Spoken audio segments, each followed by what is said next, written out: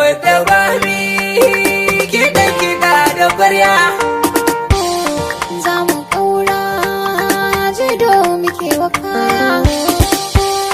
Babu kowa hanyar da za mu sauya.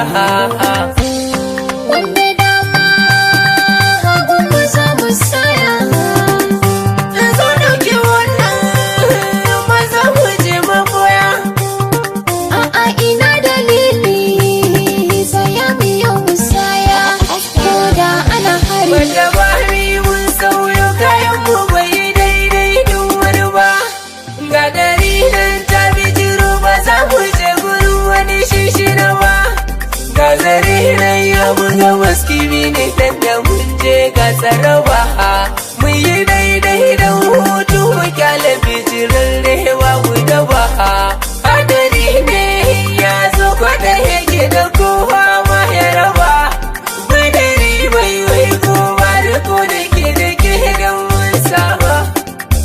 Ɗar sanyi sanyi zanzaron mu mun ɗaura sai mu je da saura saura saure. Manya manya sanyi sanyi jinkirin mu yi riba na mu babu taure taure taure.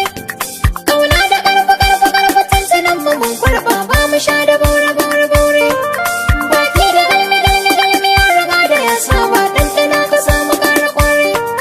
Mun daddale da babba ko baro baro muna ɗaure haka baya samu fara kore. Na handale da kai kawai ka zo ka bani labari mallakin ka ce mu fara so.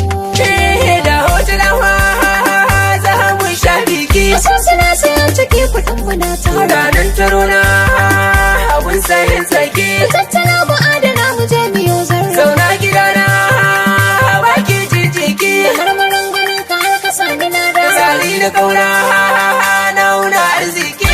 Kan na yau kake tambata na da zara. Rozo ta ganga ki sha tubalaki. Shaida sanin baza na yau kumallo. Haka nan yake Da wanda na ɗanɗana baza na kasa komai ba. aikin da ke